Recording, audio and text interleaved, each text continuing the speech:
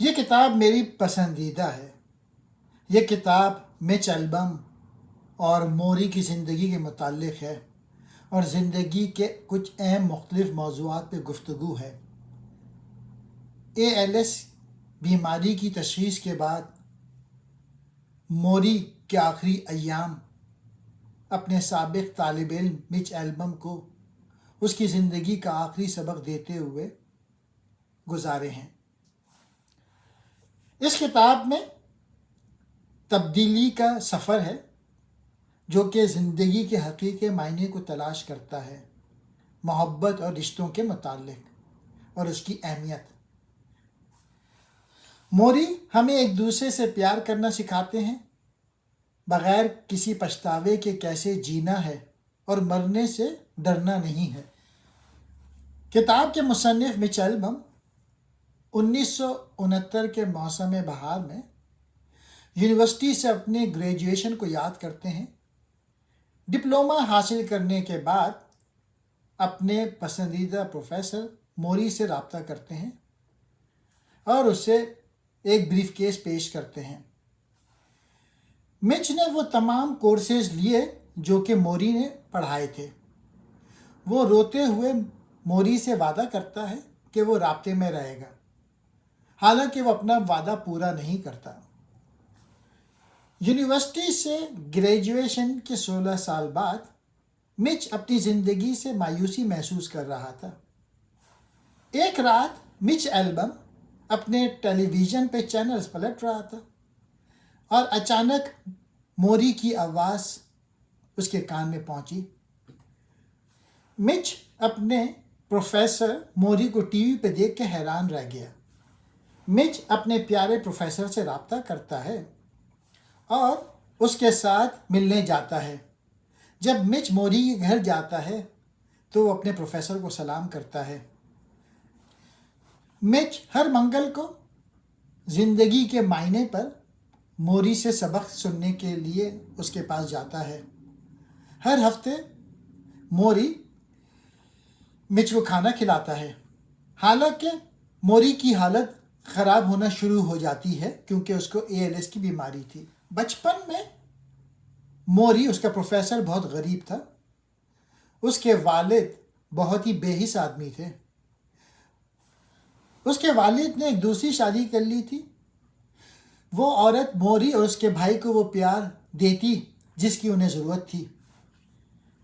اس کی سوتیلی ماں نے موری میں کتابوں سے محبت اور تعلیم کی خواہش بھی پیدا کر دی تھی۔ مچ ٹیپ میں موری کے ساتھ ان کی گفتگو کو ریکارڈ کرتا تاکہ وہ نوٹ مرتب کر سکے جس کے ساتھ ایک کتاب لکھی گئی ہے۔ موری کالج کا ایک انتہائی پیارا پروفیسر ہے جسے 60 کی دہائی کے آخر میں پتہ چلتا ہے کہ وہ مر رہا ہے۔ موری کہتے ہیں، میں مکمل طور پہ موجود ہونے پہ یقین رکھتا ہوں۔ جب وہ مچ کے ساتھ ہوتے تھے تو وہ دوسری چیزوں کے بارے میں نہیں سوچتے تھے۔ وہ مچ کو بتاتے ہیں کہ جب وہ گاڑی چلا رہے ہوتے ہیں تو وہ لوگوں کو اپنے آگے جانے دیتے ہیں اور مسکراتے ہیں۔ موری ٹریفک میں لوگوں کے ساتھ حسن سلوک کے بارے میں بات کرتے ہیں۔ اس کتاب کے 5 بڑے آئیڈیاز یہ ہیں کہ زندگی کا حقیقی معنی محبت، ہمدردی اور رشتوں میں ہے۔ دوسرا آئیڈیا یہ ہے کہ مادی دولت اور کامیابی دیر پا تکمیل یا خوشی نہیں لاتی۔ تیسرا آئیڈیا یہ ہے کہ کمزوری کو قبول کرنا اور جذبات کا اظہار کرنا شفا کا باعث بنتا ہے۔ 5واں آئیڈیا یہ ہے کہ ارادے، مقصد اور بامعنی زندگی گزارنا چاہیے۔ چیزوں سے چمٹے نہ رہو کیونکہ سب کچھ فانی ہے۔ قبول کریں کہ آپ کون ہیں اور اس سے لطف اندوز ہوں۔ زندگی میں سب سے اہم چیز یہ ہے کہ پیار کیسے دیا جائے اور اسے اندر آنے کیسے دیا جائے۔ ہمدرد بنو، موری نے سرگوشی کی، اور ایک دوسرے کی ذمہ داری قبول کرو۔ اگر ہم صرف یہ سبق سیکھ لیتے تو یہ دنیا بہت بہتر جگہ ہوتی۔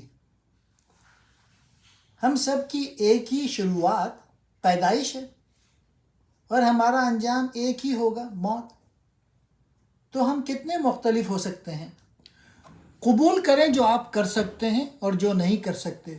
ماضی کو ماضی کے طور پہ قبول کریں، اس سے انکار یا رد کیے بغیر اپنے آپ کو معاف کریں اور دوسروں کو معاف کرنا سیکھیں۔ آپ کسی کو جو سب سے بڑا تحفہ دے سکتے ہیں وہ آپ کا وقت ہے، کیونکہ جب آپ اپنا وقت دیتے ہیں تو آپ اپنی زندگی کا وہ حصہ دیتے ہیں جو آپ کو کبھی واپس نہیں ملتا۔ ایک دوسرے سے پیار کرو یا ہلاک ہو جاؤ۔ اس کتاب میں یہ دیکھا جا سکتا ہے کہ استاد اور طالب علم ایک بیماری کے ذریعے کیسے دوبارہ متحد ہو گئے جو موری کو لگ گئی تھی۔ موری کہتے ہیں کہ مرنے سے پہلے اپنے آپ کو معاف کر دو اور پھر دوسروں کو بھی معاف کر دو۔ وہ لکھتے ہیں کہ ہر کوئی جانتا ہے کہ وہ مرنے والے ہیں، لیکن کوئی بھی اس پہ یقین نہیں کرتا۔ وہ لکھتے ہیں کہ نمبر 2 ہونے میں کیا حرج ہے؟ چیزوں سے چمٹے نہ رہو کیونکہ سب کچھ فانی ہے۔ جینے کا طریقہ سیکھیں اور آپ جان لیں گے کہ کیسے مرنا ہے۔ مرنا سیکھو اور تم جانو گے کہ کیسے جینا ہے۔ محبت جیت جاتی ہے، محبت ہمیشہ جیت جاتی ہے۔ موت زندگی کو ختم کرتی ہے، رشتہ نہیں۔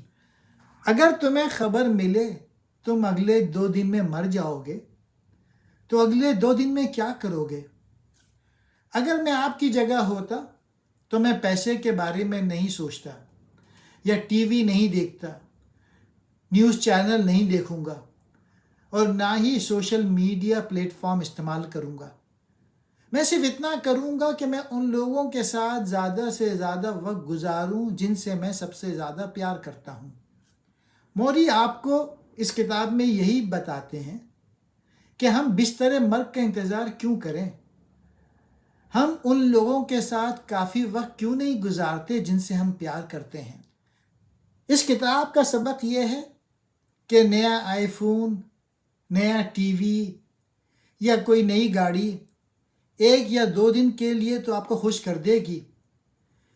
مادیت پسند چیزیں آپ کو طویل عرصے میں خوش نہیں کریں گی۔